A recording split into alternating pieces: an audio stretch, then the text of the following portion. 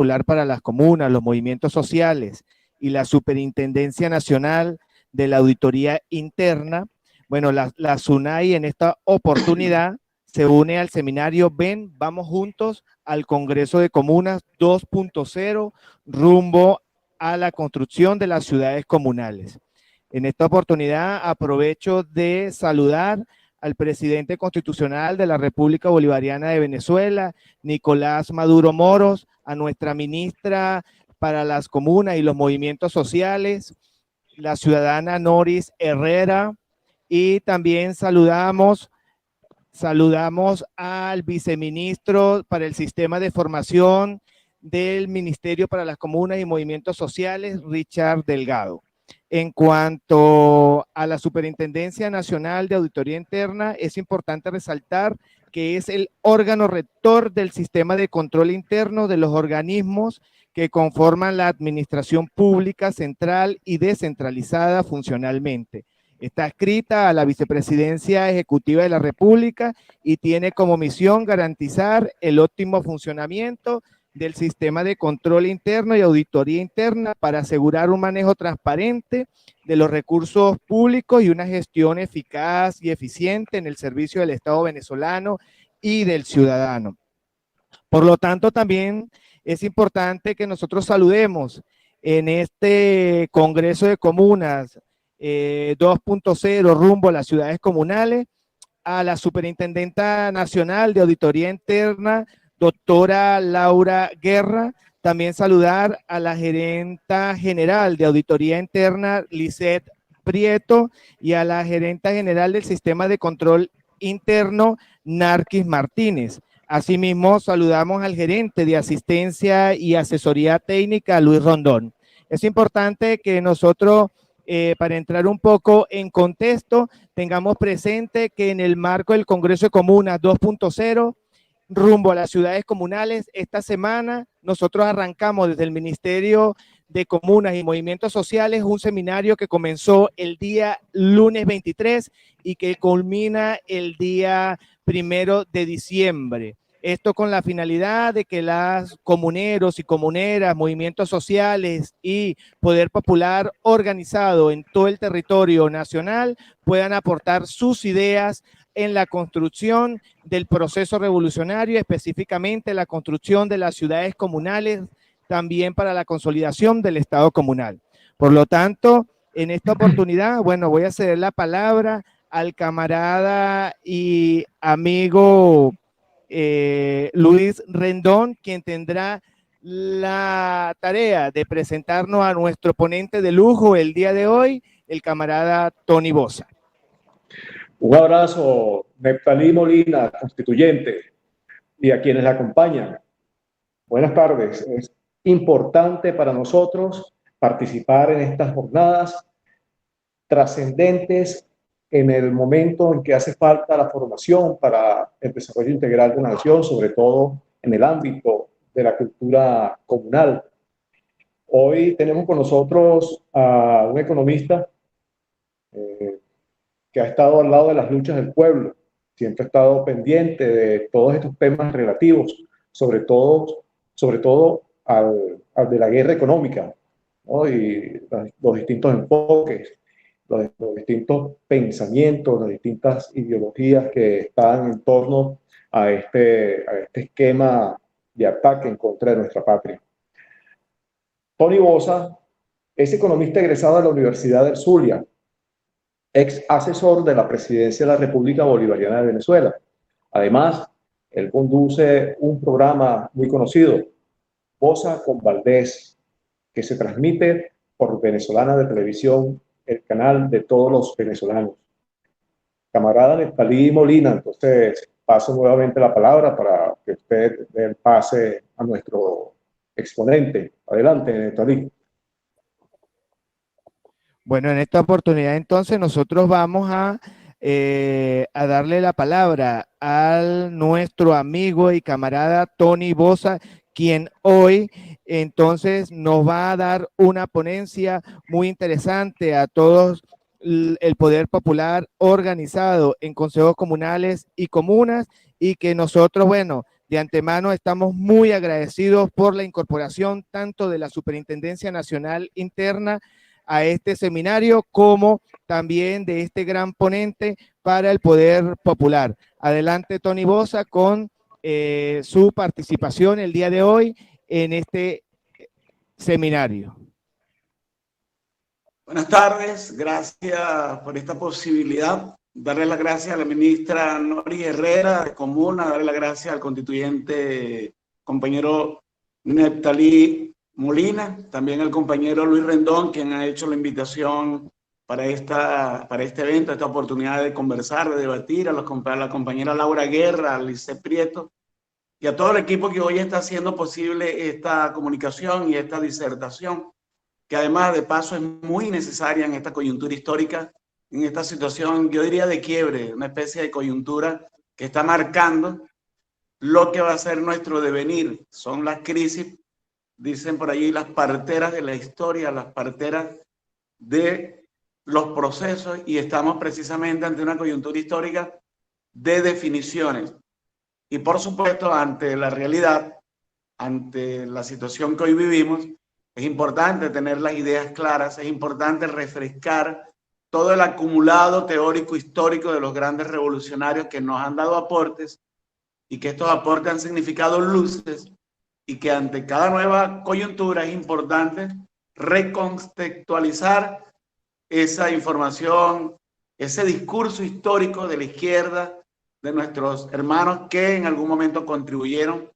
Y voy a comenzar precisamente con un elemento fundamental. Nuestra disertación del día de hoy es darle contexto a cuáles son las oportunidades verdaderas para construir el Estado comunal, es decir, para construir las comunas en términos de movimiento que tenga poder de transformación en la vida real, más allá de la constitución formal de las comunas, que ya es una realidad en Venezuela, más allá del desarrollo que unas comunas más que otras han tenido en nuestra realidad, en nuestro país, y todo lo que ha significado la emergencia de todo ese movimiento comunal en el país.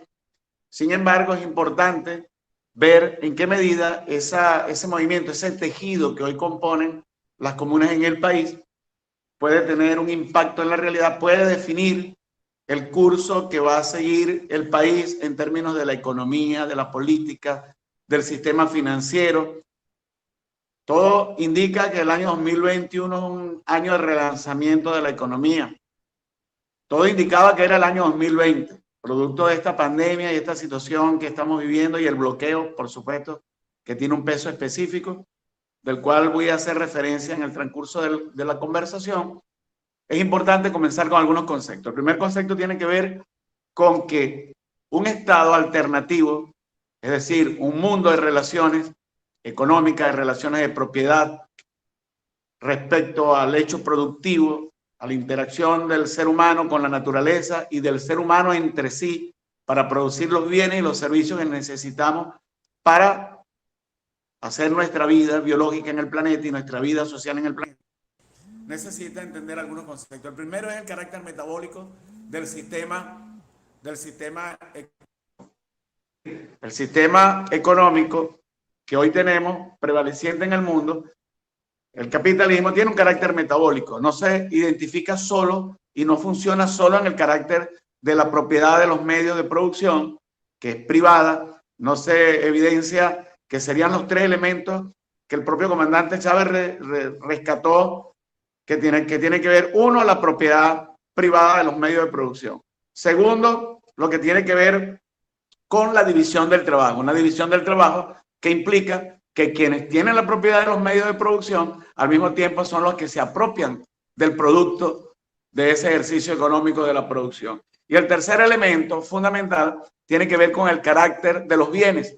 Los bienes en el sistema capitalista no son producidos para satisfacer necesidades, aunque tenga implícito el hecho de la satisfacción de las necesidades. Tan es así que el capital es capaz, como lo hemos visto en la historia, de lanzar al mar un producto para subir su precio en el mercado, lo cual pone en evidencia la naturaleza del capital. El capital no va dirigido a satisfacer,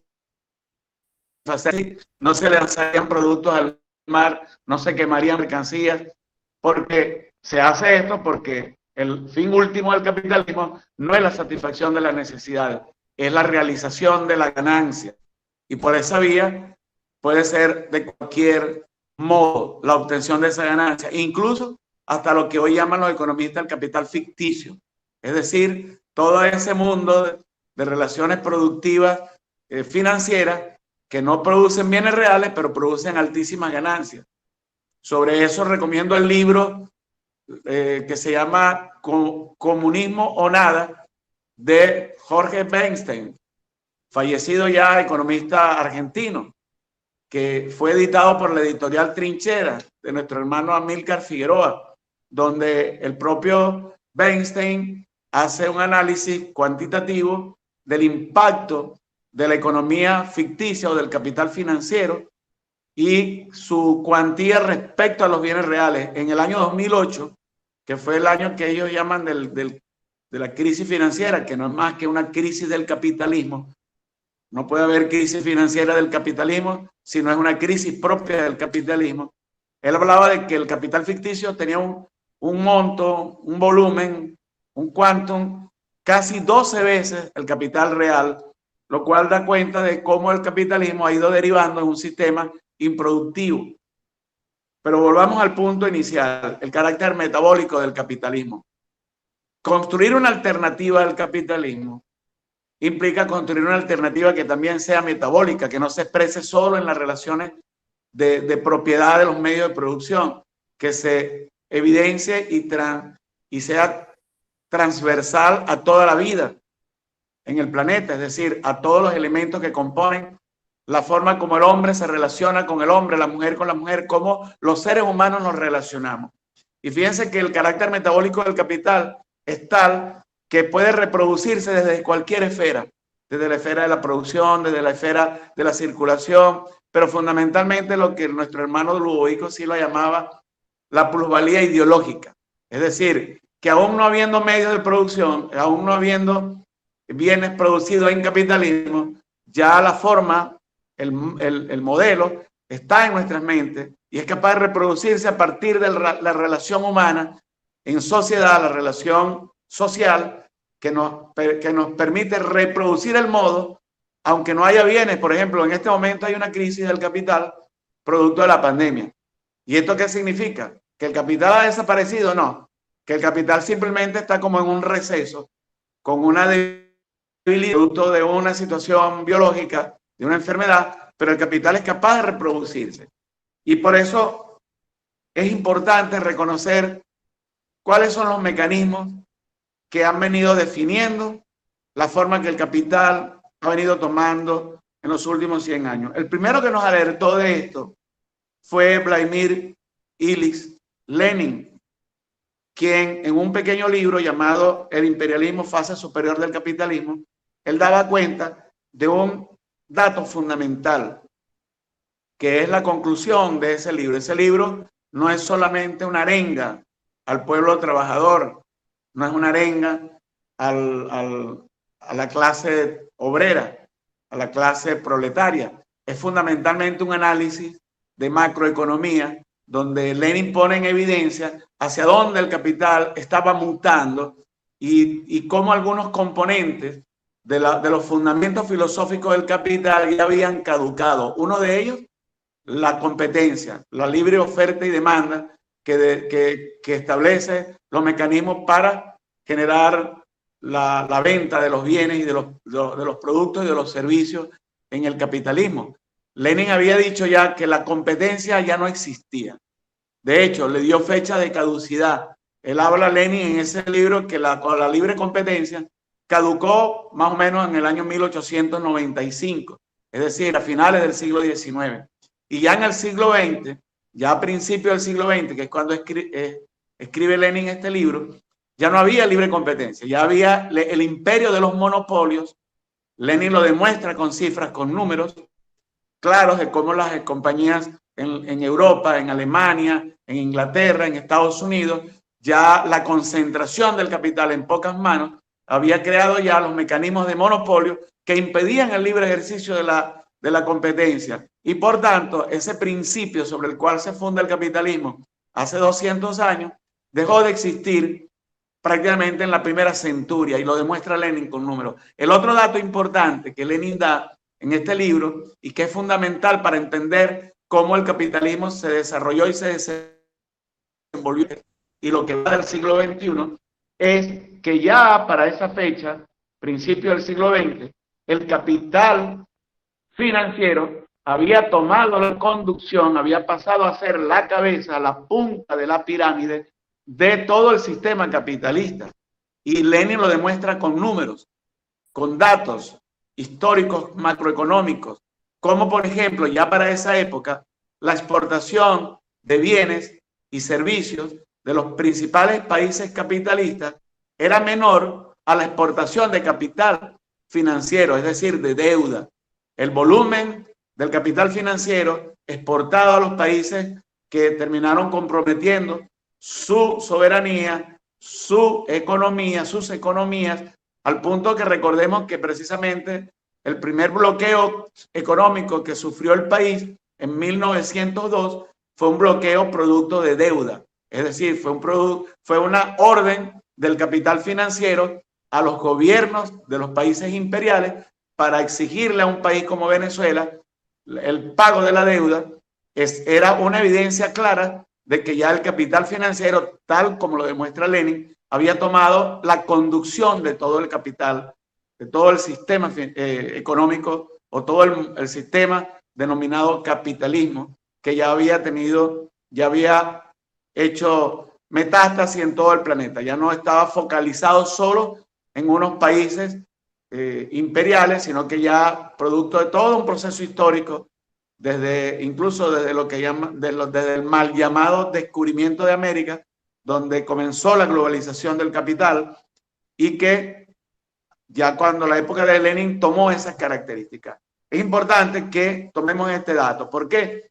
Porque el movimiento comunal no puede ser un movimiento aislado, un movimiento que solamente atienda algunas características, algunas categorías, como por ejemplo el problema de la propiedad de los bienes de producción, no solamente el hecho, sino que también la división del trabajo, que es lo que nos permite generar conciencia de clase, es decir, cuál es el papel de cada clase en el hecho productivo, y que por supuesto debe trascender al hecho ideológico, es decir, tener clara en la mente, en las relaciones, en la línea discursiva, cuál es el papel de la clase trabajadora, proletaria y dependiente, subalterna en la relación con el capital, para precisamente generar mecanismos metabólicos, es decir, que no necesiten la supervisión inmediata, sino que se desarrollen de manera natural cuando tú desarrollas relaciones de producción alternativas al capitalismo. El libro que escribimos hace unos años atrás, que aquí pongo una de las ediciones, se puede conseguir por internet, Cómo construir el Estado comunal, hablaba de que ya el comandante Chávez estaba hablando de la alternativa al capitalismo a los tres elementos de la trilogía que compone el yugo del capital, que es la propiedad privada, la división del trabajo y la producción orientada al hecho mercantil y no a la satisfacción de necesidades. Chávez antepone una especie de sumum, de resumen histórico del discurso de los revolucionarios históricos, que son estos tres elementos: la propiedad social, tal como está establecido también en nuestras leyes del Poder Popular del año 2010, leyes orgánicas. El segundo, la producción social, es decir, relaciones de producción que no están orientadas a que haya una clase dominante, que además, por ser la clase dominante y ser la propietaria de los medios de producción, también eso le da el derecho a apropiarse del producto, apropiarse de una gran tajada del producto social, porque toda la producción del planeta es una producción social. Todo. No hay una sola fábrica en el planeta donde el capitalista sea el que produce los bienes o los servicios. Cuando uno se para frente a una fábrica y uno ve cómo entran los trabajadores y las trabajadoras, uno allí, por ese simple dato de la realidad, uno puede ya deducir que la producción es social. Pero la apropiación del producto es privada, no es social, y viene precisamente por la propiedad de los bienes de producción. Y el otro elemento fundamental y que explica mucho del accionar, no solamente del aparato del Estado bolivariano, que en este caso ha venido asumiendo varios renglones de la vida y de la producción de bienes, orientados no a hacer mercancías, sino a hacer bienes para la satisfacción de necesidades reales, sustrayéndolo del mercado, como es, por ejemplo, la producción de viviendas. Este es uno de los pocos países, cuidado si no es el único país del mundo, donde la producción de viviendas ha llevado a niveles macro que de manera impactante, más de 3 millones de viviendas que no se pueden considerar mercancías, porque el propio comandante Chávez se previó de que este bien tendría que ser orientado a la satisfacción de necesidades reales de la población. Lo mismo podemos decir nosotros con la red Barrio Adentro, en términos de la salud. La salud no es una mercancía en nuestro país. Desde hace mucho tiempo atrás, cuando el comandante Chávez creó el sistema Barrio Adentro y todos los niveles del sistema Barrio Adentro, pero que hoy podemos constatar cuando el Estado atiende una situación como la pandemia. No es casual que Venezuela tenga un buen manejo del asunto de salud respecto a la pandemia. No es simplemente un diseño de epidemiológico que nació de la nada, que el 7x7, que es una medida muy eficaz, que es una medida de la cual se habla muy poco en el planeta entero, pero que los resultados son palpables. Venezuela ha logrado en un buen nivel, y ojalá que todo siga así, controlar la pandemia. Esto se debe a que preexistía toda una situación de un concepto de la salud no como mercancía, sino la salud como los bienes de la salud como bienes para la satisfacción de necesidades reales, en muchos casos que se habían deteriorado producto de errores nuestros también, pero fundamentalmente del bloqueo y de la destrucción de las capacidades del Estado venezolano, producto de la asfixia que nos ha producido el bloqueo, que no es cosa menor, y que hoy en día vemos cómo el propio gobierno nacional, gobernadores bolivarianos, alcaldes bolivarianos han venido recuperando toda esta red de Barrio Adentro, lo cual solo es posible si preexiste un concepto, una categoría que le daba una calificación previa a esos bienes como bienes para la satisfacción de necesidades reales.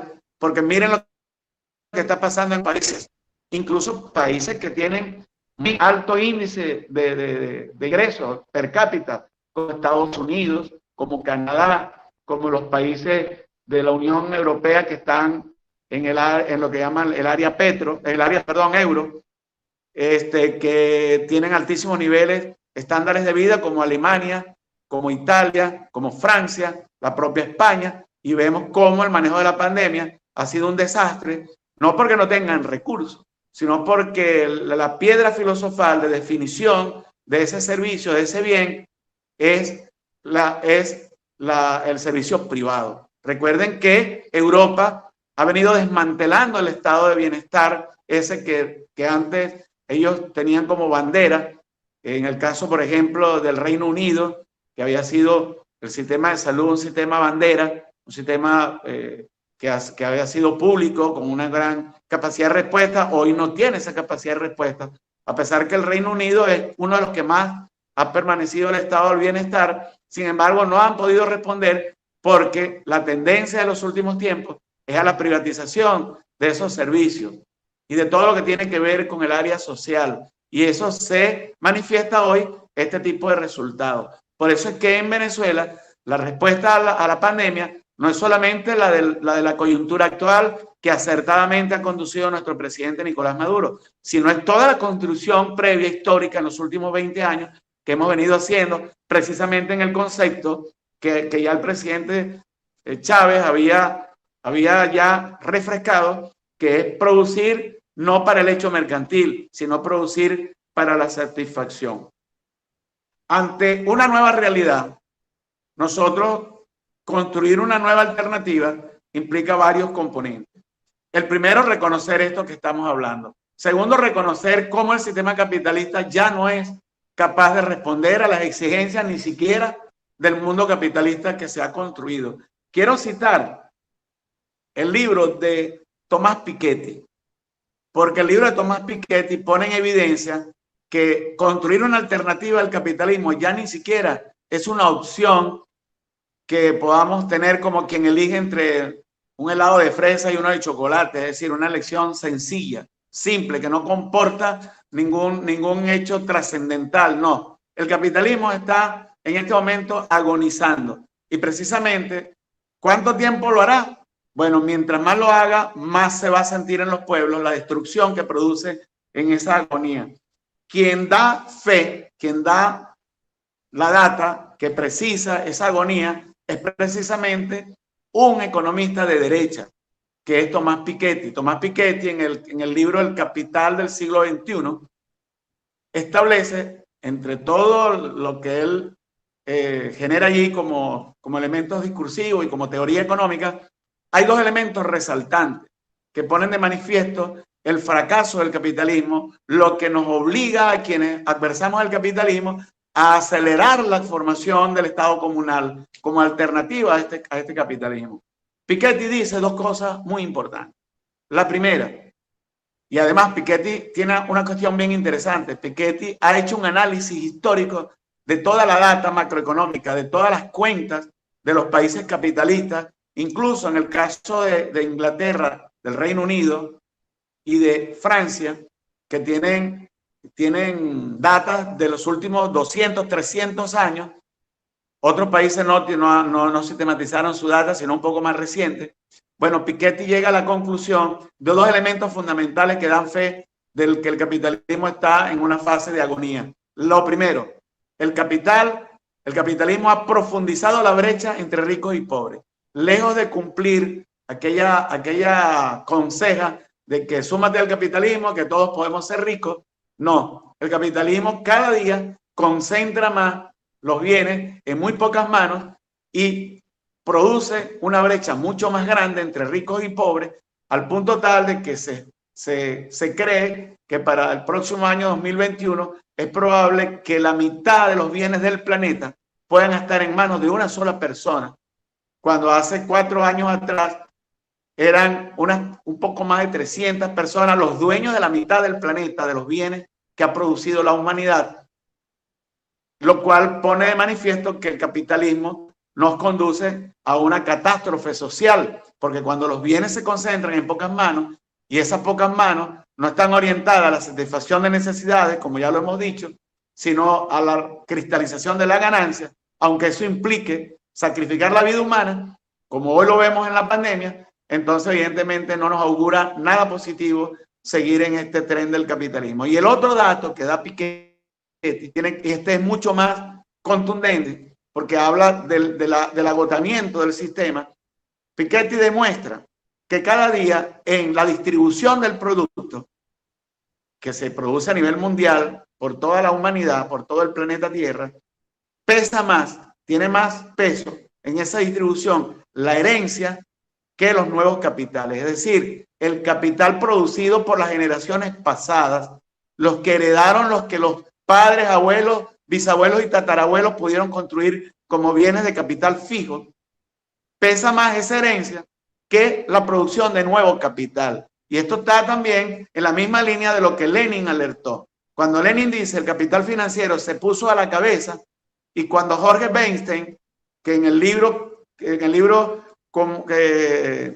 Comunismo o Nada, que por cierto editó, repito, la editorial Trinchera de nuestro hermano Amílcar Figueroa, dice que la producción de bienes ficticios, es decir, de capital ficticio en el planeta, es prácticamente 12 veces la de los bienes reales. Está hablando de un dato fundamental. El capitalismo ya no puede basarse en los bienes reales. Tiene que crear lo que llaman todo este mundo de los derivados financieros, de las bolsas de valores, de la capitalización a partir de papeles sobre papeles, derivados sobre derivados, que fue lo que generó la crisis de 2008, lo que llamaban los bonos basura, que no fue una crisis financiera, es la crisis metabólica de la forma que el capitalismo ha adquirido en los últimos 100 años.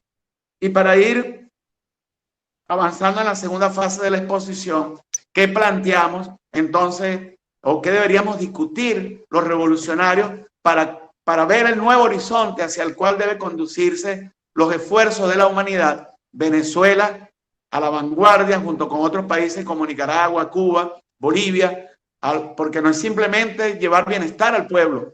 Esa es una parte de todo el esfuerzo que tenemos que hacer, que ya es bastante, pero es insuficiente. No solamente es crear una mejor distribución del producto, no es solamente sustraer una parte importante de los bienes del mundo de las mercancías, como es la salud, la educación, la vivienda, etcétera, sino también crear un mecanismo que se pueda convertir en un mecanismo metabólico donde hay tres elementos fundamentales: la propiedad de los medios de producción, el tipo de relaciones de producción que se establecen, donde no se generan mecanismos de apropiación individual, sino colectiva, y que los bienes no necesariamente, una vez producidos, van al mundo de las mercancías, sino que pueden ir al mundo directamente de la satisfacción de las necesidades, como es el caso de la alimentación, de la vivienda, como ya lo hemos dicho. Ante esto, nosotros proponemos, y cuando digo nosotros es porque estas ideas no son mías realmente, son de un montón de hermanos y hermanas que han venido debatiendo públicamente. Puedo nombrar algunos, como nuestra hermana Pascualina Curcio, nuestro hermano Mario Silva, que por cierto ya está cumpliendo años, nuestro hermano Juan Carlos Valdés, José Gregorio Piña, Emilio Hernández, Víctor Teoquisto. Hay un montón de hermanos que andan por allí haciendo propuestas, recogiendo ideas, planteando elementos. Nosotros creemos que las leyes del año 2010 deben actualizarse, sobre todo porque hay elementos, aquí cargo el libro, por cierto, de nuestro hermano Ulises Dahl, que también ha hecho un gran esfuerzo, nuestro hermano falconiano, para darle fuerza normativa a la construcción comunal. Y bueno, son esfuerzos que hemos venido haciendo como colectivos en todas partes.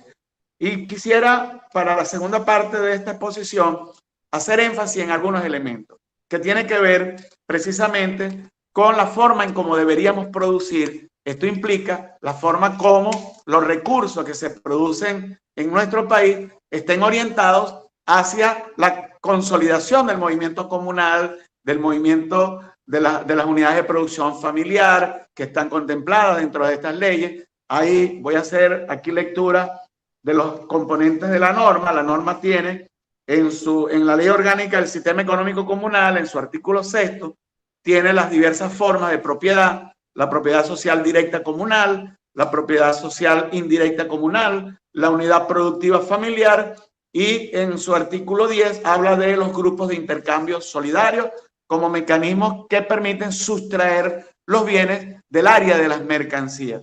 Y nosotros estamos previendo, fíjense lo importante, que define a nuestro país en los últimos 100 años y que en estos últimos quinquenios, en estos últimos lustros, ha quedado en mucha evidencia que un país petrolero como el nuestro no es solamente es que dependemos del petróleo y de los ingresos de la renta petrolera como aparato de Estado, que a partir de allí se hacen una serie de redistribuciones que el Estado bolivariano, no los de la Cuarta República, pusieron como prioridad la inversión social. No es cosa gratuita de que el presupuesto, un componente importante, por lo general más del 70%, esté orientado a la inversión social como una forma de redistribución de la renta petrolera, que es necesario pero es insuficiente para transitar hacia un nivel más elevado de la construcción del Estado comunal, pero que da cuenta de nuestro carácter de Estado humanista,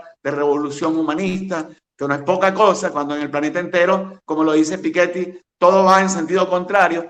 Y uno de los elementos que demuestran eso es el índice de Gini. Nuestro índice de Gini supera ampliamente el de cualquier país y mucho más en Latinoamérica, donde a pesar incluso del bloqueo y de la asfixia que hoy hoy realizan contra nosotros, nuestro índice de Gini sigue siendo de los mejores del planeta. Y fíjense, quiero detenerme antes de exponer las 3-4 ideas de lo que debe ser nuestro futuro inmediato en el problema de la asfixia. Algunas personas, algunos economistas, algunos analistas, algunos compatriotas y compatriotas que de alguna manera, influidos por algunos discursos que quieren hacer énfasis solo en los errores, que evidentemente los tenemos, y de eso no hay duda, solo en los que han venido creando daños desde el interior de la revolución, pero minimizan el impacto de la asfixia. Y este impacto no es despreciable. De hecho, es la variable más importante que define nuestra condición actual económica y social y política. Yo quiero dar solamente un dato, porque ya seguramente la mayoría ya conocen cuántos bancos nos han bloqueado las cuentas. Por ahí han habido varios estudios donde hacen un análisis cuantitativo de lo que ha sido el impacto. La propia profesora Pascualina Curcio tiene varios artículos muy precisos sobre el impacto del bloqueo en términos de los bienes patrimoniales como Citgo, monómeros, las refinerías en las Antillas holandesas, los bloqueos en bancos como Novobanco, Citibank, Citigroup, el oro que está en Inglaterra. Pero yo quiero dar un dato para que veamos cómo el negocio petrolero fue afectado profundamente y la magnitud de la asfixia y del golpe que nos han dado.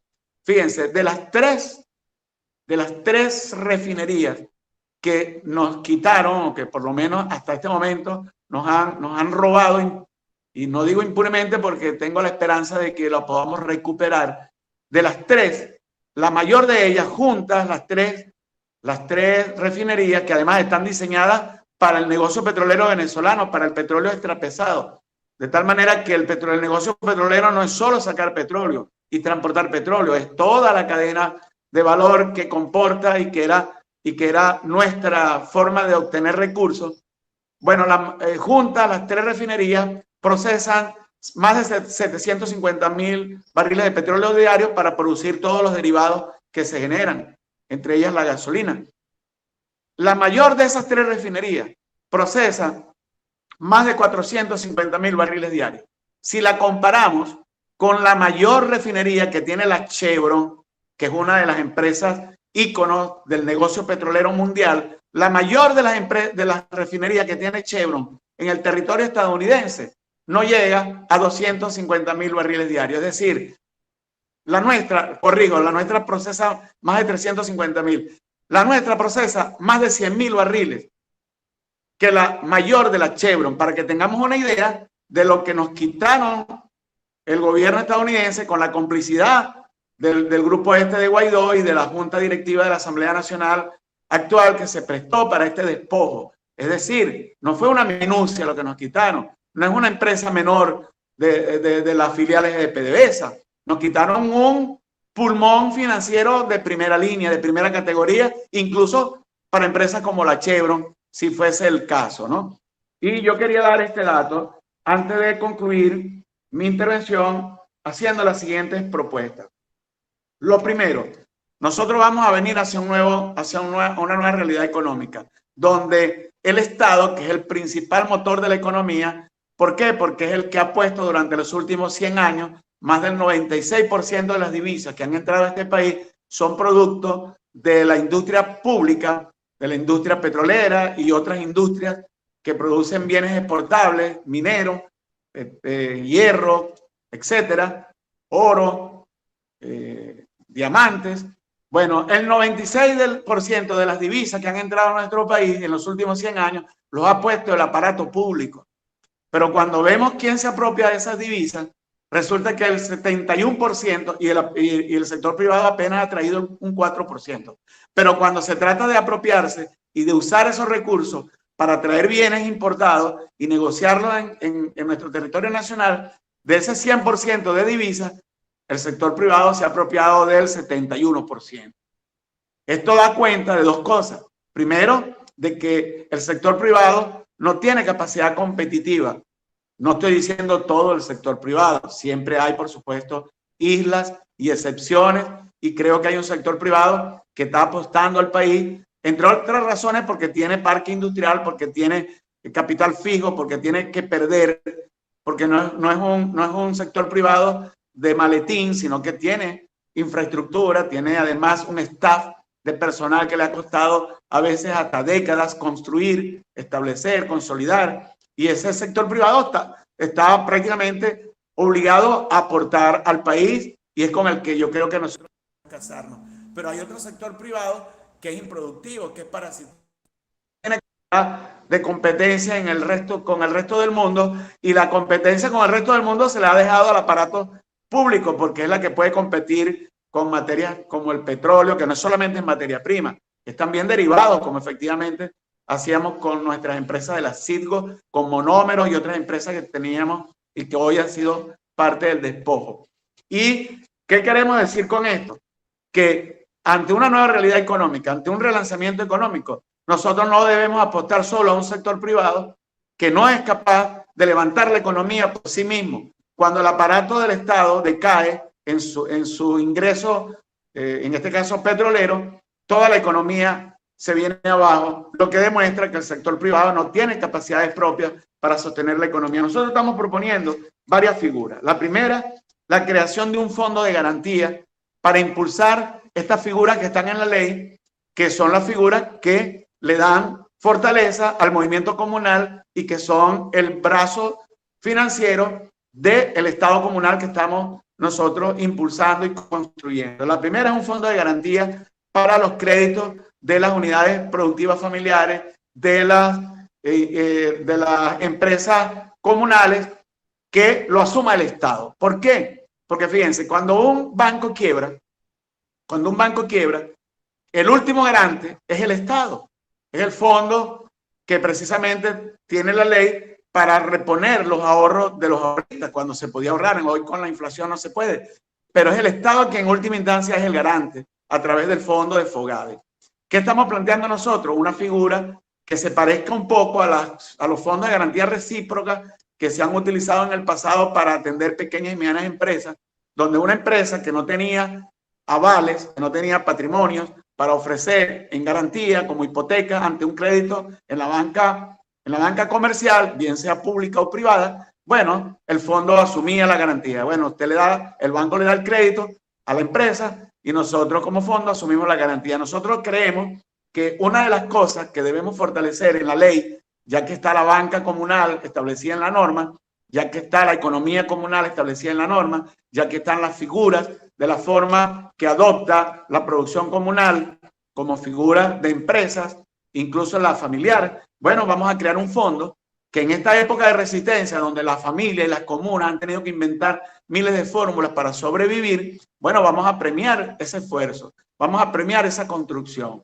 Y vamos a aquellas familias, a aquellas comunas que no tienen avales materiales para poder ir a la banca comercial y pedir un crédito para fortalecer además el sistema de producción y para además fortalecer el sistema propio del sistema financiero comunal. Bueno, hagamos un fondo de garantía donde el Estado asume la garantía de todos los emprendimientos que el sistema comunal pueda ir realizando ante la banca comercial. ¿Por qué? Porque quien nutre y quien es el motor del relanzamiento de la economía es el aparato del Estado. Entonces el Estado también debe derivar sus recursos hacia mecanismos distintos. Esto en primer lugar, distintos al correaje del capitalismo financiero, comercial e industrial.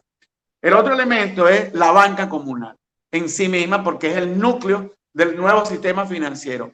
No se trata solo de la creación de monedas alternativas, que eso es muy válido y está en la ley. Y el Banco Central está obligado a acompañar y a fortalecer la creación de monedas comunales, que ya hay muchas creadas, sino además fortalecer el sistema comunal. ¿Cómo? Bueno, cada vez que el Estado se recupera en su mecanismo de captación de ingresos, y ahorita voy a ir al otro punto, que es el sistema tributario, bueno, esos recursos que por lo general se drenan por diversas formas hacia la banca privada o pública comercial, porque los ministerios depositan los dineros en estas cuentas, porque cuando se amplía la liquidez, más allá de lo que llaman la emisión primaria, que son los billetes y monedas, a través de los depósitos a plazo fijo, los depósitos de ahorro, etcétera, figuras como fideicomiso, etcétera, que fortalecen a la banca comercial. Bueno, vamos a crear mecanismos que estas derivaciones financieras vayan también a la banca comunal, de manera tal que la banca comunal también procese y pueda ir generando todos los mecanismos de movimiento financiero que están asociados al desarrollo del aparato del Estado formal. ¿Por qué? Porque la banca comunal no puede ser una hija, como decir, abandonada, que bueno, la tomamos a ratico como si esto fuera una cuestión de segundo orden, no. Creo que en el nuevo esquema económico que debemos relanzar y sobre todo ahora que estamos proponiendo que el petro pase a formar parte fundamental, un eje para la estabilización de la economía, de los precios, de los salarios, creo que la banca comunal allí debe jugar un papel fundamental. Y estamos planteando, hablé de la reforma. La reforma tributaria es fundamental. ¿Por qué? Porque además Venezuela, cuando uno busca las cifras en la CEPAL de la captación tributaria por parte de los aparatos de Estado en toda Latinoamérica y el Caribe, uno se sorprende de ver cómo el promedio de captación de tributos en Latinoamérica es de 23,1 con respecto al Producto Interno Bruto. Y resulta que Venezuela está de último en la lista. Venezuela tiene apenas el 9% de captación tributaria con respecto a nuestro propio Producto Interno Bruto, cuando el promedio es 23,1. Venezuela tiene apenas el 9%. Y cuando uno ve la composición interna de esa captación tributaria, el 14% es impuesto sobre la renta, que incluye el impuesto sobre la renta a quienes hemos sido funcionarios públicos y estamos obligados a declarar y a pagar cuando estamos un poco por encima de la tasa que establece la norma, a pagar impuestos sobre la renta, y el 86% es impuesto al valor agregado. Creo que el propio presidente nos ha llamado en muchas oportunidades a hacer una verdadera revolución tributaria. Creo que esa es una deuda que tenemos con nuestra nación y con nuestra revolución, y allí, por supuesto, nosotros haríamos que muchos de estos recursos que hoy produce el sector privado, que repito, que es una especie de correaje de la renta petrolera que deriva hacia los sectores internos del capital financiero, comercial e industrial, sobre todo comercial, pero que no tiene capacidades competitivas, bueno, hagamos que paguen la cuota que corresponde en términos de tributos. Y el último elemento es el petro. Nosotros creemos que la construcción del Estado comunal no puede estar ajena a una figura principalísima, que es el petro. Yo he dicho, para que algunas personas, algunos hermanos que en buena fe tienen todavía muchas dudas respecto al petro, yo digo que el petro es como esos documentales que pasan en la televisión cuando arman un motor de un automóvil, que empiezan y juntan miles de piezas y las reconstruyen y les ponen nuevas y lo ponen, como decimos aquí en criollo, pepito. Bueno, cuando el motor está listo y armado, cuando lo intentan prender, el motor por lo general no prende. ¿Por qué? Porque hay que hacerle ajustes, hay que hacer algún tipo de afinación, de sincronización de los elementos que componen toda la mecánica y la eléctrica, todo el sistema eléctrico del motor, y luego al rato, cuando hacen todos esos ajustes, el motor arranca. El petro es algo parecido. El petro es un motor muy poderoso, pero muy poderoso, al punto tal que los Estados Unidos dieron cuenta del riesgo que implicaba que se desarrollara el petro, y una de las medidas sancionatorias de estas medidas coercitivas unilaterales es precisamente contra el petro. Ahora, al petro le falta afinación, al petro le faltan unas fases que tenemos que apoyar a nuestro presidente hermano para desarrollar ese petro. Y uno de los elementos fundamentales es que la banca comunal debe también desarrollarse en términos de petro. El presidente habló de nutrir los gobiernos locales y los gobiernos regionales a partir de la asignación de petro. Yo creo que esto es fundamental, no lo pongo en duda, pero es más fundamental que el movimiento comunal pueda desarrollarse también con esta iniciativa del petro. Y dentro de eso, del movimiento comunal, un último elemento que se me pasó, que es la Gaceta Comunal. Nosotros tenemos que precipitar, acelerar, catalizar el proceso de autorreconocimiento del movimiento comunal. Y una de las herramientas fundamentales es la Gaceta Comunal. ¿Por qué? Porque la Gaceta da cuenta de todos los actos que produce una comuna. Todos los actos de gobierno comunal se asientan en la Gaceta, pero las gacetas de cada comuna son como piezas preciosas que cada uno guarda para sí. Pero el movimiento comunal, a través de la Gaceta Comunal, se puede reconocer como un todo. Incluso deberíamos ir hacia la sistematización de todas las gacetas comunales del país, incluso digitalizarlas para que puedan ser consultadas en línea. Cuando yo quiero, por ejemplo, como integrante de una comuna, saber qué han hecho las otras comunas en X materia, X o Y o Z materia, por ejemplo, los préstamos comunales de la banca comunal, bueno, yo me meto en mi línea, bajo todas las gacetas comunales de todas las comunas del país que han hecho actos de gobierno en la materia, y bueno, y consolido toda la información, saco conclusiones, me relaciono, puedo saber cuántas comunas hay, cuáles son el tipo de desempeño que tienen, y hay un reconocimiento, porque la calidad de la construcción y la articulación del movimiento comunal depende de la calidad de las interacciones que hagamos, depende de la calidad de la información que podamos sistematizar, asentar y distribuir de manera no solamente cuantitativa, sino cualitativa, que cada comuna pueda hacer el mejor uso de la información rápido, en tiempo real, de lo que hacen otras comunas, y no queden por ahí las gacetas comunales como especie de reliquia que cada uno guarda, que cada uno tiene, pero que el otro no puede ver, no puede reconocer. No es simplemente un acto de ver qué hace el otro, es un acto de reconocernos como movimiento, de reconocernos como fuerza y como poder. Y con esto concluyo, porque ¿qué queremos hacer? Queremos construir un poder alternativo que sea metabólico, que todos los componentes del sistema hagan que cuando se prenda ese motor general del movimiento comunal, todo funcione al mismo tiempo.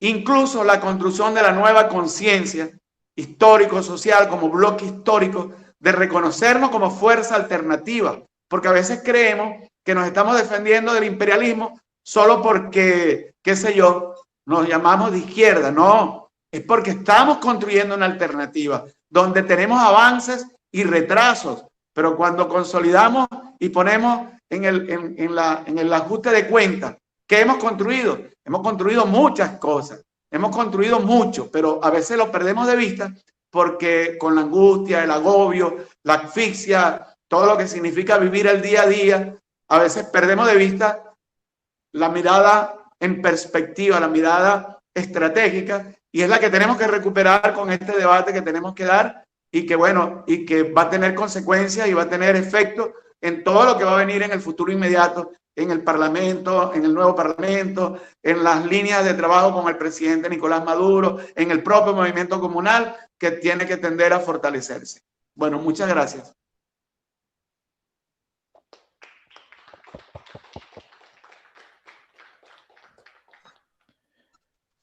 Bueno, un saludo a nuestro camarada Tony Boza, quien en este momento nos acaba de dar tremenda exposición, taller, recomendaciones, sugerencias en torno a todo lo que tiene que ver con el Estado comunal. Pero escuchando toda su videoconferencia nos podemos dar cuenta de que nos hace un análisis muy minucioso y un recorrido sobre todo lo que nosotros debemos saber, los comuneros, y en especial sobre todo lo que nosotros hemos venido construyendo y lo que nos falta por construir en la consolidación del Estado comunal, en la construcción y en las tareas que nosotros tenemos hoy en día en cuanto a las tareas que nos dio el presidente Nicolás Maduro Moro en la construcción de las ciudades comunales.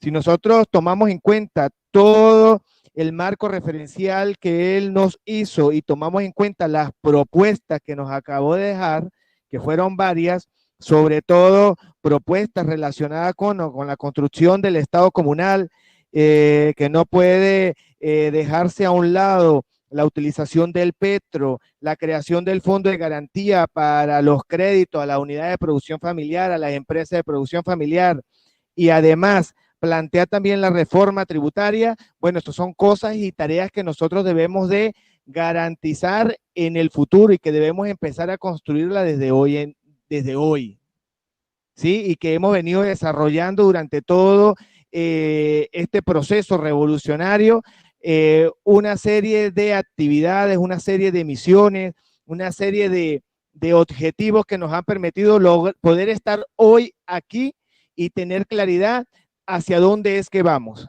Creo y estoy consciente de eso, que en la unión está la fuerza, y es por eso que en esta construcción del Estado comunal, en la construcción de las ciudades comunales, que nos delega el presidente constitucional de la República Bolivariana, Nicolás Maduro Moro, somos necesarios todos.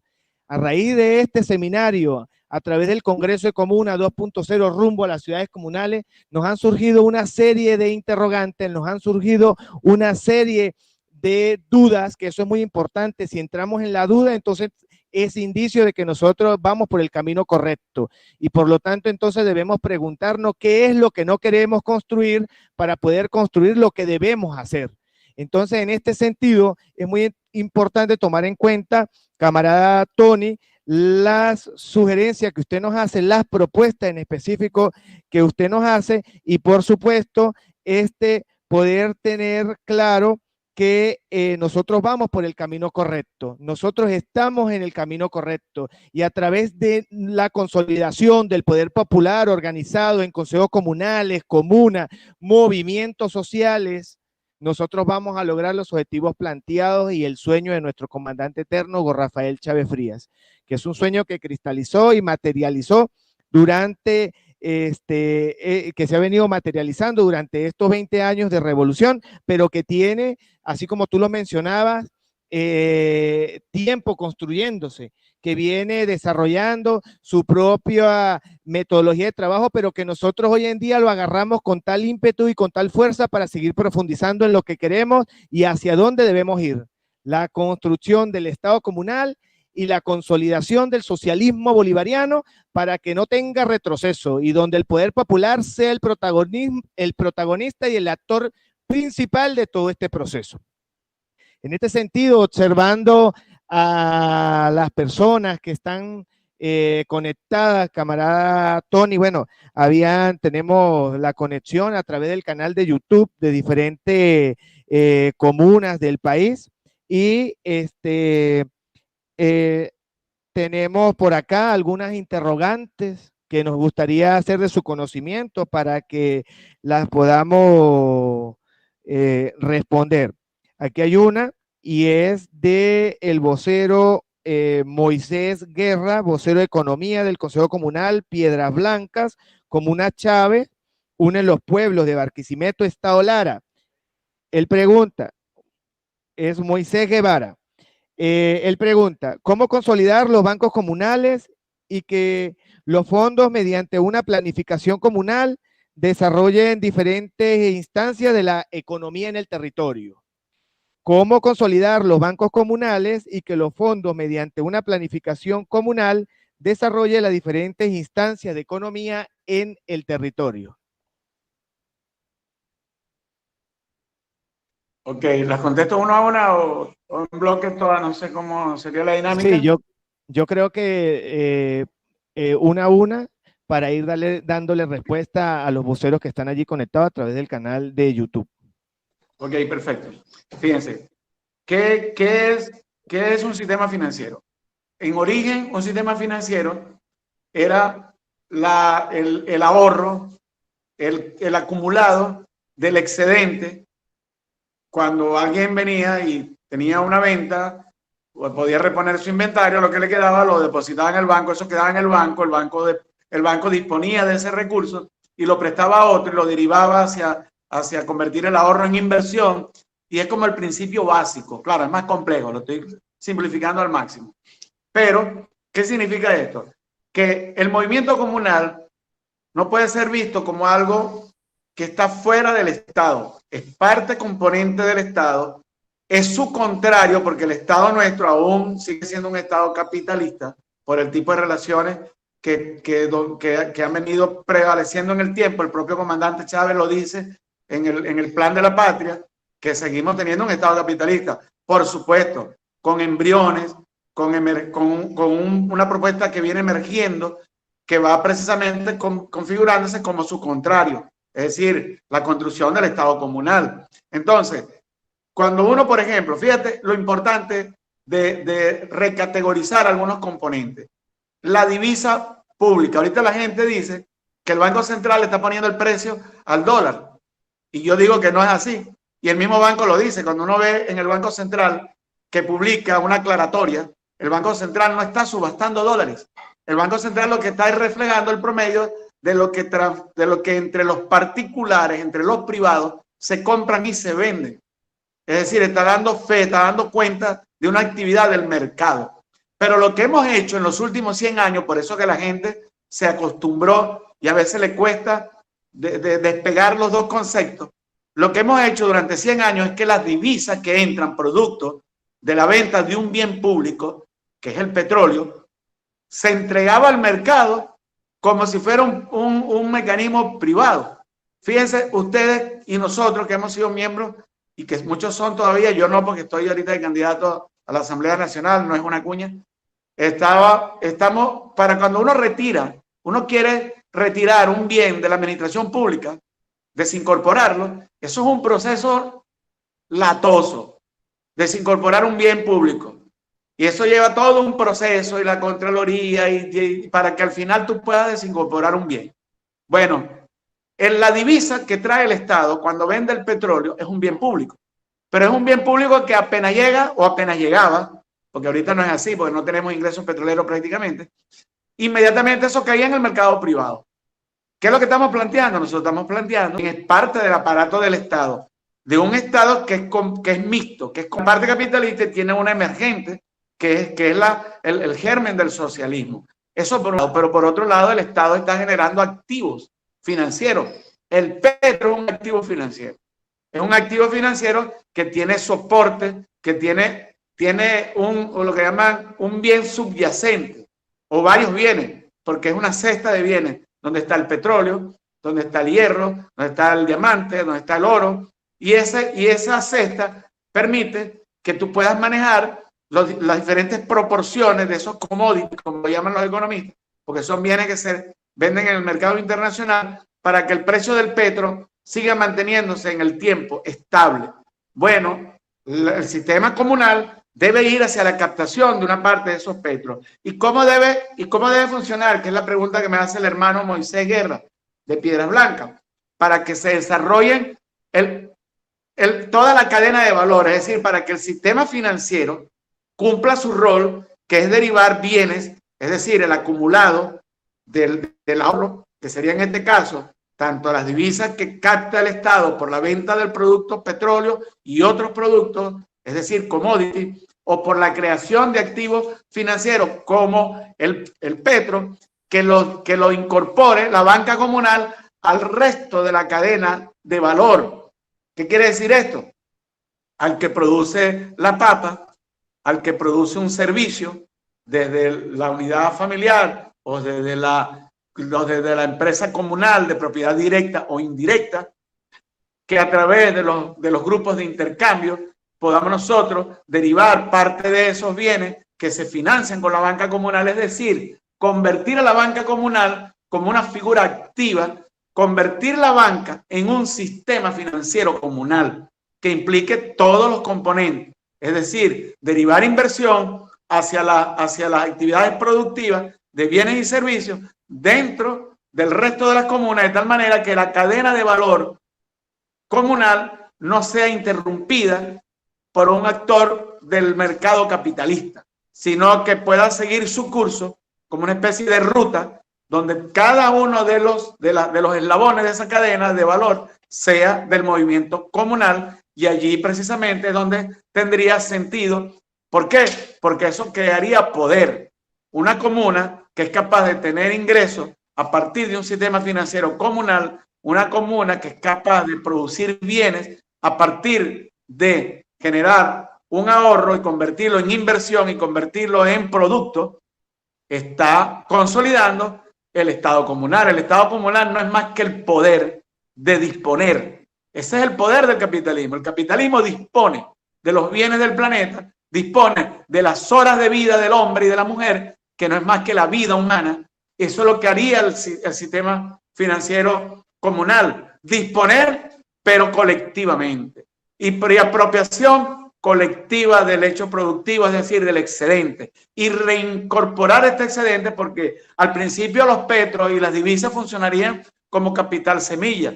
Pero luego, en esa dinámica metabólica, el sistema financiero comunal debe ser un sistema robusto que sea capaz de derivar hacia aquellas comunas que tengan más capacidad de generar productos y de reutilizar ese producto en el reciclaje del sistema financiero comunal.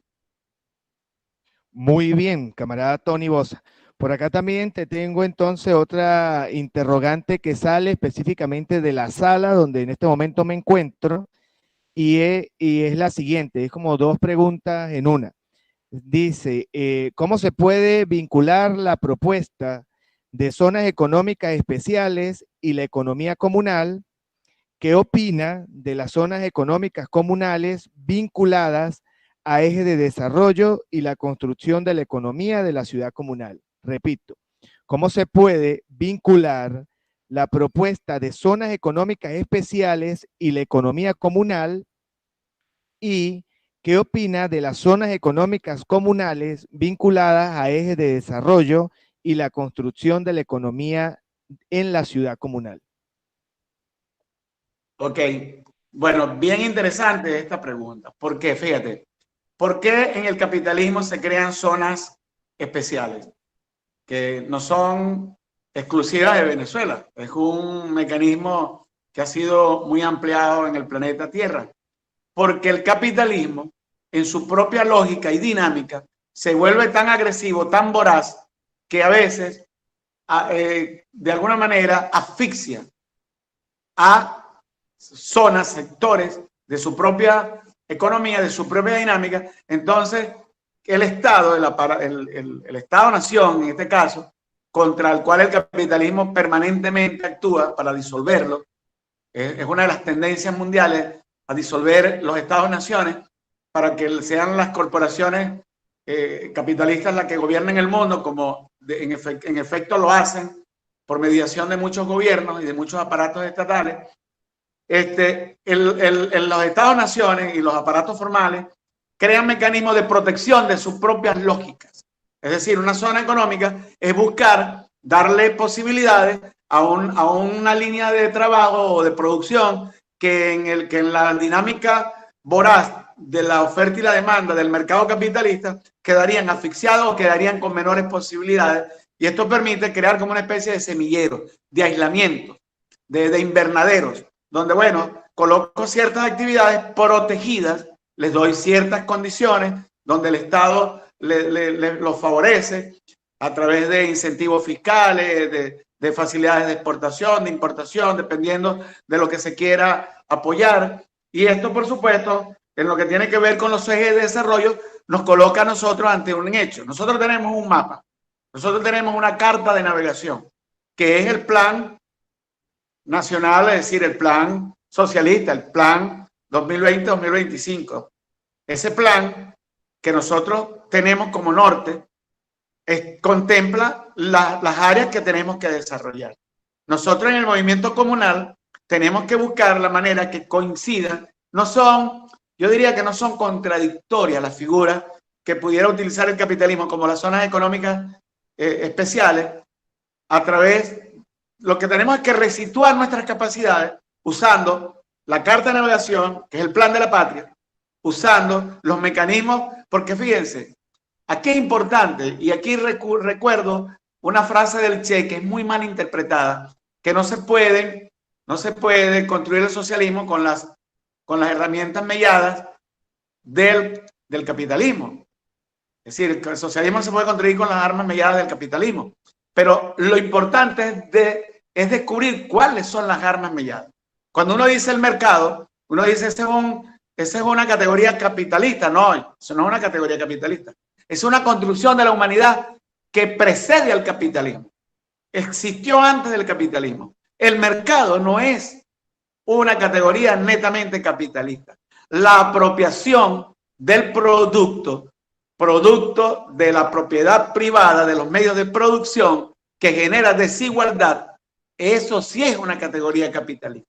Entonces, utilizar herramientas de segundo orden como zonas especiales, económicas especiales, o divisiones de orden organizacional como los ejes de desarrollo, bueno, todo eso es posible y no entran en contradicción con el desarrollo del Estado comunal, siempre y cuando todo ese esfuerzo esté orientado a fortalecer las orientaciones macro que da el plan de la patria y que dan nuestras herramientas normativas, como las que están establecidas en las leyes del año 2010, que son lo que llamamos las leyes del poder comunal, del poder popular. Es decir, siempre y cuando no tributen al fortalecimiento del capitalismo, no hay ningún problema en utilizar herramientas que tradicionalmente se han asociado al capitalismo. Eso como por ejemplo, producir tecnología de punta, lo asocian al capitalismo. ¿Por qué? Porque el capitalismo organiza las fuerzas de producción desde su poder de conducción, de apropiación del aparato productivo y genera la tecnología, ¿no? Eso no lo generó el capitalismo. Y últimamente, tal como lo dice Piketty, se está generando nuevas formas a pesar del capitalismo. Es decir, el capitalismo asfixiado, un capitalismo agónico que cada día es incapaz de reproducirse a sí mismo, da cuenta de que tenemos que crear alternativas. Y muchas de esas alternativas implica usar categorías que el capitalismo usa como si fuera propia y no son propias del capitalismo. Son herramientas que el capitalismo usa porque tiene el poder de usarlas. Nosotros tenemos que construir el poder alternativo que usa esas herramientas, pero en sentido contrario, en sentido distinto a la formación del capital, a la formación de la propiedad capitalista, de la propiedad privada. Y nosotros tenemos que ir en el sentido contrario, que son esas tres líneas que ya hemos dicho: propiedad social, producción social y producción de bienes orientados a la satisfacción de necesidades directamente y no al torrente de las mercancías. Muy bien, camarada Tony, excelente respuesta. Por acá también tenemos otra interrogante a raíz de la ponencia que acaba de dar, ¿verdad? Dice, ¿cómo puede prefigurarse la banca comunal dentro de la banca pública, asumiéndola como un alto grado de autonomía funcional? ¿Cómo puede prefigurarse la banca comunal dentro de la banca pública, asumiéndola como un alto grado de autonomía funcional, con un alto grado de autonomía funcional? Bueno, fíjate, muy buena pregunta también. Como todo movimiento, como toda revolución, las revoluciones no caen del cielo. Creo que ese es un nombre, creo que de Michael Chossudovsky, creo que fue el que escribió un libro que se llamaba así, lo estoy parafraseando.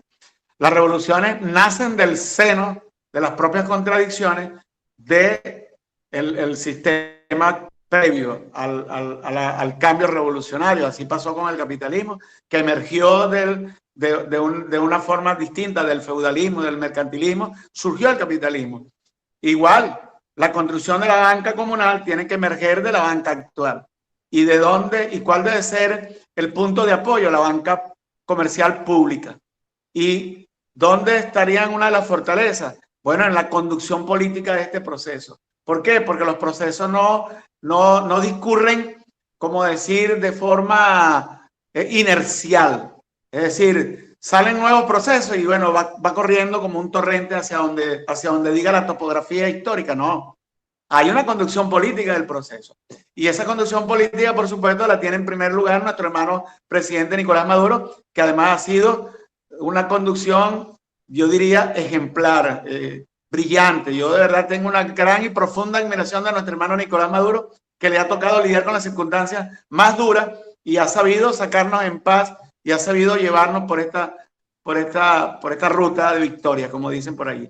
Pero en el caso que nos atañe, nosotros tenemos que, con la conducción política, los recursos que entran al Estado, que es parte de lo que respondí en la pregunta anterior, tienen que ir orientados hacia la banca, sí, hacia la banca pública fundamentalmente, pero la banca pública tiene que establecer mecanismos de fortalecimiento de la banca comunal. Y como dije, no como un familiar allí fastidioso, ahí viene la banca comunal, vamos a ver cómo los atendemos. No, es así como el petro, es el núcleo de nuestra política monetaria para poder fortalecer el bolívar, para poder fortalecer el salario, para poder estabilizar el sistema de precios y para poder derrotar la hiperinflación. Así tiene que ser la banca comunal. La banca comunal no puede ser el invitado fastidioso, el familiar fastidioso, no. La banca comunal tiene que ser el centro, el eje de la nueva ruta que debe recorrer la asignación de recursos, porque la banca no es un fin per se. La banca es un tránsito del producto, de los bienes, de los recursos, del producto acumulado, del ahorro social convertido en inversión. Ahí es que está el kick del asunto. ¿Hacia dónde van orientados esos recursos para que se conviertan en inversión y en inversión productiva comunal? en inversión productiva que fortalezca la nueva relación y los nuevos mecanismos y el nuevo sistema que es el socialismo, que es el Estado comunal. Muy bien.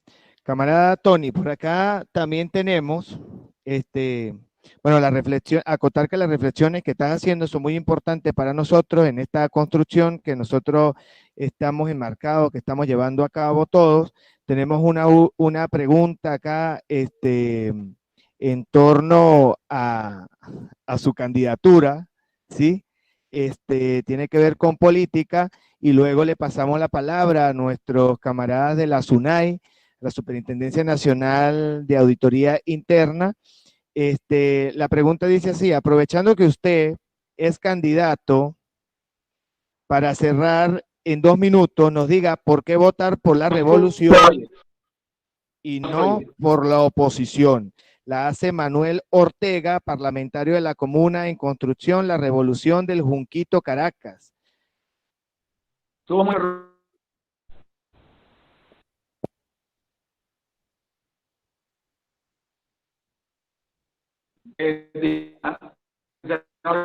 Tenemos problemas. Porque Tenemos problemas de conexión, camarada Tony, compañero de la SUNAI.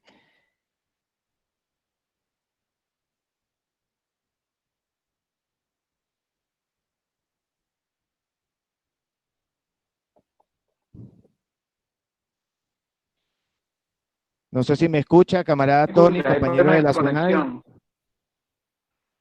Sí, Ya. por acá te escuchamos perfecto, Nectalí. Pero Tony sí creo que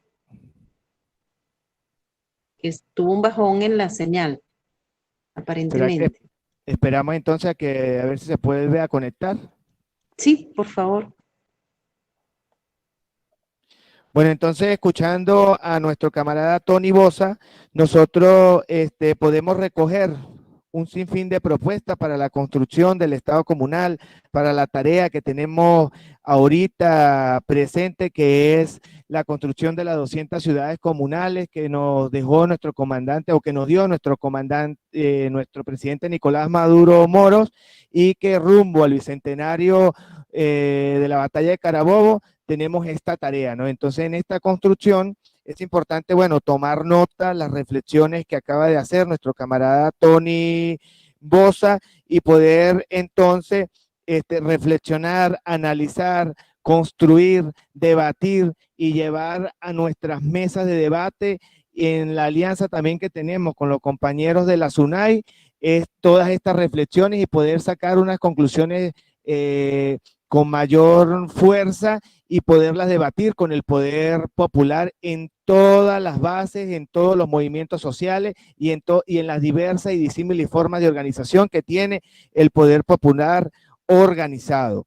En ese sentido, entonces, bueno, me gustaría dejarle la palabra a los compañeros de la Superintendencia Nacional de Auditoría Interna para que también den su reflexión, su análisis en torno a esto, camarada Luis Rendón, y a ver si logramos nuevamente conectarnos con el camarada Tony Bosa. Muchas gracias, Nectalí.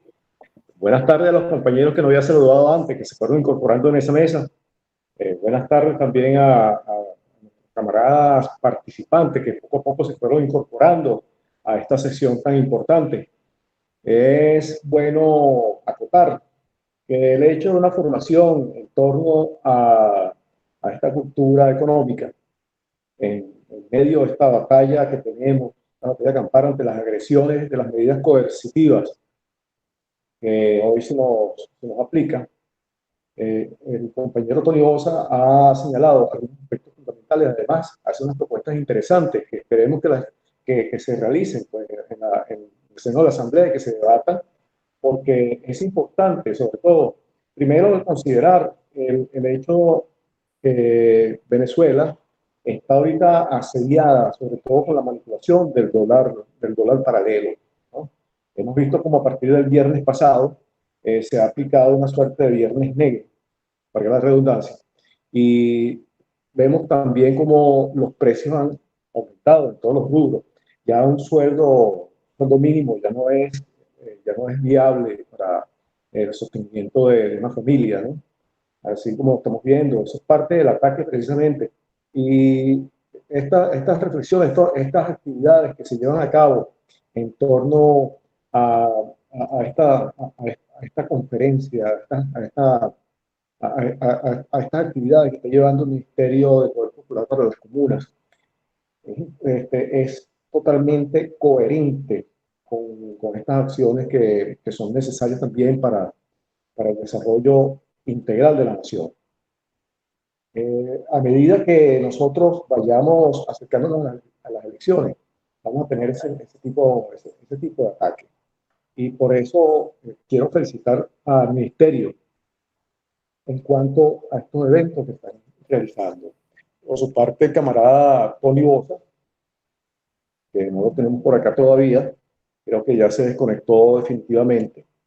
Bueno, estamos muy agradecidos a él, bueno, a sí mismo, a todos los que participaron, y en ese sentido, bueno, damos las gracias de acá desde la Superintendencia Nacional de Auditoría Interna, de parte de la doctora Laura Guerra, de parte de nuestra gerente general de control, del sistema de control interno, Martí Martínez, y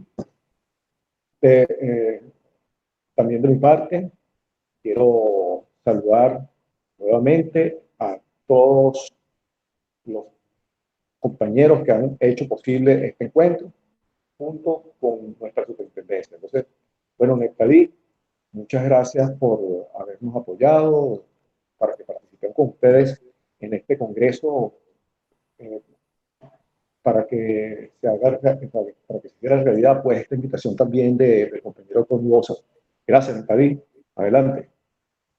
Bueno, muchas gracias a ustedes. No sé si la camarada Narquis nos quiere saludar y quiere hacer unas pequeñas reflexiones en relación al tema. Entonces, adelante, camarada Narquis. Muchísimas gracias, Nectalí. Bueno, primero un saludo muy caluroso para todos los consejos comunales y comunas que nos acompañan el día de hoy. Igualmente para nuestros queridos auditores y auditoras que también se han, en este caso, conectado con nosotros en el canal de formación YouTube de la SUNAI. Igualmente un saludo también para nuestra querida ministra Noris Herrera, el viceministro Richard Delgado y todo el equipo pues que ha venido acompañando este gran esfuerzo que ha solicitado también el presidente Nicolás Maduro, apoyar por parte de todas las instituciones. Es una obligación, es un mandato, y aquí está la Superintendencia Nacional de Auditoría Interna precisamente dando el espaldarazo y apoyando en esa tarea del Congreso Comuna 2.0, igualmente con este seminario, y poniendo la orden a la disposición del Ministerio de Comunas, todo lo que tiene que ver con la propuesta formativa en cuanto a lo que es el sistema de control interno para los consejos comunales y comunas. Hemos venido desarrollando algunos programas, hemos venido en este caso trabajando en conjunto en esta alianza que va a permitir también llevar a los consejos comunales y comunas propuestas para que en el caso del sistema de control interno lo podamos ir implementando, adecuado por supuesto a esa realidad de nuestras comunidades.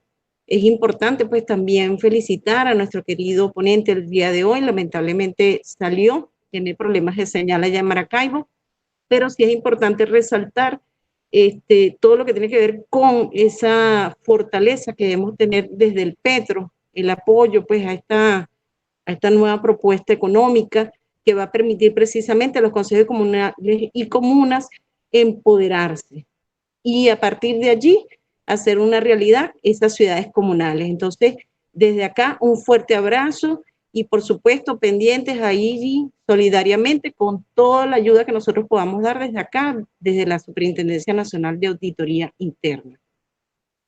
Bueno, muchas gracias, camarada Narquis. De verdad, nosotros desde el Ministerio del Poder Popular para las Comunas, los movimientos sociales, agradecemos infinito, le damos un agradecimiento infinito de parte de la ministra para este ministerio, Noris Herrera, quien todos los comuneros la hemos bautizado como la ministra comunera para los comuneros. En esta construcción que nosotros estamos realizando, bueno, en su efecto nosotros nos encontramos muy contentos porque hemos venido trabajando con la Superintendencia Nacional de auditoría interna para la construcción de estos programas en Contraloría Comunal y auditoría que nos van a servir para mejorar nuestra capacidad organizativa y nuestra capacidad de organización dentro de las bases, dentro de los consejos comunales.